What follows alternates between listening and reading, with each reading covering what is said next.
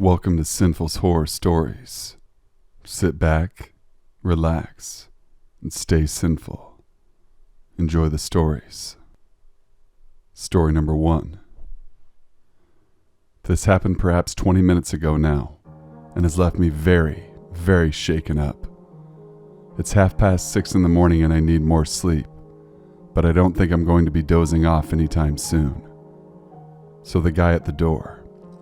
I think I should probably start this by telling you that I live in a pretty rural area. I live with my younger brother and my dad. It's not literally farmland or anything, but it's a small town in Scotland by the sea. Typically not much goes amiss around here, except for drunk people regularly getting rescued from the large hill, with a large amount of steep drops they felt inclined to climb in the pitch dark. It's a quiet place. A nice place, but now I'm paranoid as all hell. Somebody knocked hard at the door, really hard.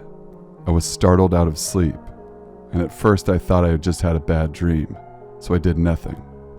I thought my dad would get it. It was probably for him anyway, but then they knocked again. It was then that I realized that everyone was still asleep and it was still dark outside. They knock again, and again. I'm sure it's got to be the police or something like that. It has to be. There's another knock and then they try the goddamn handle. The door isn't locked. I can't take it anymore. I'm up out of bed with clothes on and reaching for the handle myself. I know, probably not all the smartest thing to be doing as a young female. Hell, as anyone.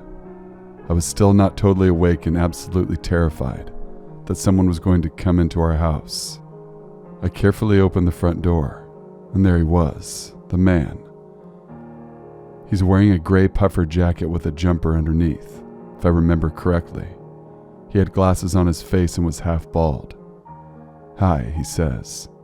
"Hello," I reply. I'm not quite scared yet because I've only been up for a few minutes, but looking back on it now, I have no idea why I wasn't immediately compelled to slam the door in his face. He wasn't a policeman. He wasn't anyone official, but I must admit I was a little curious. Then he spoke again. The young lassie, meaning girl maybe my age, ran up this way. Your house was the only one with the light on. She didn't come in here, did she? I parked my car on the street and she bolted. No, I replied. He swore, talked about something to do with how he'd seen her go up this way again, and that perhaps she jumped the fence in our backyard. Then he left. I don't think he said sorry for disturbing you or anything like that before he walked away. He headed out of our garden and back onto the street again. I don't know. I immediately shut the door and just sort of stood there. I was most certainly awake now. Jesus Christ. My dad is up now, and I tell him what happened.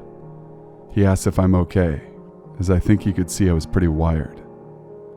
I locked the front door and checked all the windows. I tried to go back to bed, but I just couldn't sleep, so I get myself a glass of water. Here I am, thoroughly shaken. Was the man lying or telling the truth? Which one of those options is worse? My head is swimming with half-formed theories and one very strong thought. Man at the door. Let's not meet again. Story number 2. My name is Marcus. I was 21 years old at the time of this occurrence, and had just finished my basic training in the Army. It was the first time in 3 months that I was at home, and of course I felt like a badass war machine. The first day at home, the annual fun fair took place in our village, but honestly I just wanted to go to sleep, so I refused when my friends asked me to go drink with them. I went to bed at 2 p.m., right after my arrival, and slept about 4 hours until my ringing phone woke me up. I looked at the display and saw that Marie, my ex-girlfriend, was calling. We didn't break up and dispute and claim ourselves as still friends. I answered the call and she asked if I could come over and have an eye on her 2 cousins, who are 5 and 9 years old. Because her parents are not at home, she wants to go out with their girlfriends. She thought I was home for 2 days and knew from my sister which she asked first, that I wasn't coming out with them on the fun fair. Even though she apologized and said I should stay home, I told her that I was at home since today, and I agreed to walk over to her house, which was only 10 minutes away. I arrived and knocked on the door. Moments later, she let me in and introduced me to the two young boys, David and Joshua. After telling me the rules, like not having too much candy, no TV after 9 p.m., and the promise not to come home drunk and not later than 2 a.m., she left the house. I placed myself on the big couch and watched TV while the two boys were playing in the living room around me. I told them if they need something, they can just ask. We ordered pizza, and I even had fun playing with them after we ate. It was about 11:30 p.m. David and Joshua were sleeping in the guest room, and I sat in the dark living room and watching Netflix on my phone when I heard a strange noise from the backyard. It sounds like metal clanking. The blinds were shut, so I couldn't see anything. I went to the window and spread the blinds, only a few inches, and scanned the backyard. I saw nothing strange, but then chills ran down my spine as I saw the shadow of a head peeking over the fence. At this moment, I was 100% sure that there was a real danger, not some drunk guy from the feast, which had gotten lost and ended up here. Marie's house was more than 1 mile away from the town hall where it took place, literally on the other end of the village. Why would a drunk person sneak around the house anyway? I turned my head to check that all the windows were closed. When I looked back in the backyard, the silhouette was gone. I was still tense and had a bad feeling, but I went back to the couch and tried to convince myself that this was an illusion and I was just overly tired. I must have been dozed away for 20 minutes when I woke up by hearing a trampling sound upstairs. I looked to the door and the boys came inside. Joshua, the younger one, was crying, and David pointed in the direction they were coming from. "Marcus," he said with a trembling voice, "there is a man at our window." My stomach fell like a brick. Was the shadow in the yard real? I told them with a calm voice to stay here and wait, but inside I was shaking. In the dark, I sneaked upstairs holding a kitchen knife in my right hand. The floorboards creaked, but the loudest thing I could hear was my racing heart. The door to the guest room was slightly open, and I could look inside and see the bed, which was slightly illuminated by the shine of the moon. The sheets were crumpled. David and Joshua clearly left in a hurry. A little breeze of cold air came towards me, and my worst fear came true. The window was open. My hand was shaking as I pushed open the door easily. I stand on the doorstep and wasn't able to move inside. "You fucking coward," I whispered to myself. After a minute of standing there like a statue and staring in the room, I took a step forward. I searched around and under the bed and found nothing. I opened the closet, nothing. A bit relieved, my plan now was to check on the other rooms. I went out on the floor again, walked slowly around the wooden floor, and grabbed the door handle of the bathroom. I wanted to push it open, but in that moment, someone from the other side was pulling it and literally dragged me inside. I stumbled forward, and the next second I stand face to face with a black-dressed, masked man. I almost shat myself in that moment. We stared at each other for 3 seconds before he pushed me back against the opposite wall and ran downstairs. I dropped the knife. It took me a few seconds to realize what just happened. I heard the kids screaming in fear. I got up, rushed to the stairs, when the sound of shattering glass filled the house. He tried to escape through the front door, but it was locked, so he threw open the big window in the living room, teared apart the blinds, and went outside.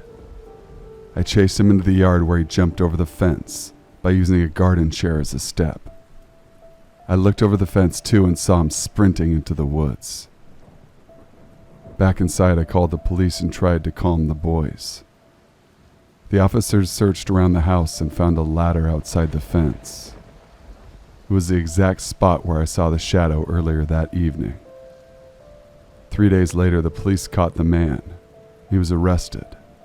The police told us that he was a seasoned criminal who kidnapped and murdered 5 children in the last 2 years. That was the worst night in my life so far. Story number 3. This isn't my story, it's my dad's. And it happened about 4 years ago while he was on a business trip for work. He still is freaked out about it to this day. So he told me I could post it here on Reddit. My dad works for a large printing company, and they had completed an overnight rush job for a business. My dad got tasked with dropping the order off. It would take 8 hours each way to drop off the order, and he was going to take my mom as she was a retired teacher, and he figured it would be nice to have someone to drive each way. However, the night before he was going to leave, my mom came down with the flu. He left early the next morning and promised my mom if he got tired, he would stop either at a restaurant or a rest stop. So he made it without incident to drop off the papers. It was about noon when he set off again, and soon realized the traffic was horrible. My dad decided that he'd take the long way home. It would add an hour or 2, but he feared it would take longer to wait in traffic. He drove straight for hours until he realized he had to use the bathroom. My dad is a prostate cancer survivor, so needless to say he pees a lot. Also, he was starting to get sleepy and figured he should pull over, maybe get a quick nap in. It was winter, so at 4:30 the sun was starting to set, and he noticed a rest stop up ahead. He got out of his car and called my mom to tell her he was stopping to stretch his legs and maybe catch a little nap, and then headed to the bathrooms. Now, the place was pretty much deserted. There was an old Chevy parked right next to my dad. There was an RV with the family packing up that was probably their dinner. He went in the bathroom and opened the first stall. He was in there doing his business when he hears someone talking. He thinks at first they're talking to him, till he realizes the person is A, on the phone, or B, talking to themselves. "It's okay. It's going to be okay.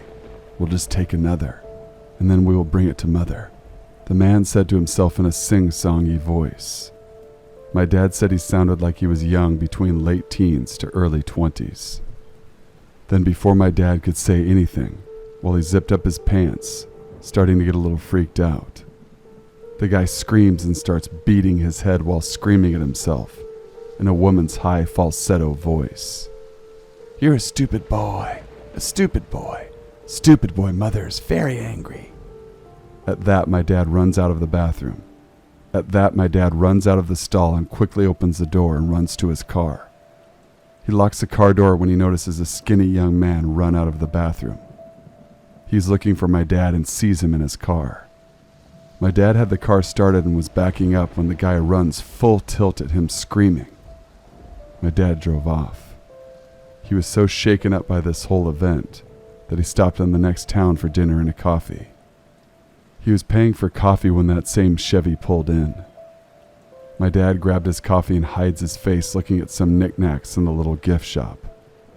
The kid walks in and goes up to the nice older cashier who my dad bought his coffee from, and he throws his arms around the woman and starts sobbing about how he's sorry, Mother, and how he won't let another one get away. My dad heard enough. He quickly tossed his coffee he hadn't drunk yet, as it was too hot, and made his way slowly to his car. He got in and sped off. My dad didn't stop until he was safely home. To this day, my dad refuses to stop at rest stops. So creepy rest stop Norman Bates and your mother. I hope my father or I never meet you again. Story number 4. 911. What is your emergency? Yeah, hi, this is going to sound kind of strange, but there's a man stumbling around in circles in my front yard. Could you repeat that, sir? He looks sick or lost or drunk or something. I just woke up to get a glass of water and heard snow crunching around underneath my front window, so I peeked out. I'm looking at him now. He's about 10 yards away from my window. Something's not right. What is your address, sir? 1617 Quarry Lane in Pinella Pass. I'm going to send a squad car your way, but that's quite a ways out. Are you alone in your house, sir? Yes, I'm alone. Can you confirm that all of your doors and windows are locked? Stay on the phone with me. I know that my front is definitely locked, but I'll go check my back door again really quick. I appreciate your help, by the way. I know this is kind of strange, but I really hope that... Sir, are you still there? He's still in the yard, but he's... What the fuck? He's upside down. Sir, stay on with me. What is happening? He's staring right at me, but he's standing on his hands now. He's perfectly still, staring straight at me. He's doing a handstand and he's smiling at me, not moving. He's doing a handstand, sir? I don't know how he's facing me, standing on his hands, and he's got a huge smile and he's perfectly still. What the fuck? Please get someone out here now. Sir, I need you to remain calm. I put out the call and an officer is on the way. His teeth are so huge. What the fuck? Please help me. Sir, I want you to try and keep an eye on him, but make sure your back door is locked. We need to make sure all possible access points are secured. Can you walk me through and confirm that your back door is locked? Okay, I'm walking backwards now, keeping him in my sight. My hand is on the doorknob now. It's locked. I need to check the deadbolt, so I'm going to take my eyes off him for a split second. All right, sir, help is on the way. Just stay on the phone with me. Everything's going to be all right. Sir? Sir, are you still there? His face, it's up against the glass. Sir, I need you to speak. What is happening? I looked away for a split second now. His face, it's pressed up against my front window. His teeth are huge and he's still smiling. There's no color in his eyes. Jesus, please help. Why won't it just fucking move? Sir, I need you to go to the nearest room and lock yourself inside of it. Do you have a basement or a bedroom that you can lock yourself in? He won't stop staring. He's going to hurt me. Sir, I need you to listen to me. Lock yourself somewhere safe until the officer arrives at your house. Can you hear me? Yes, I'm going to lock myself in my room. And you're positive that you're alone in your house, correct? Yes, I'm alone in the house. Wait a moment. He's moving. He's shaking his head. He's telling me no. He can hear us. He's telling me I'm not alone. Sir, are you still there? I heard a loud noise. Is everything all right?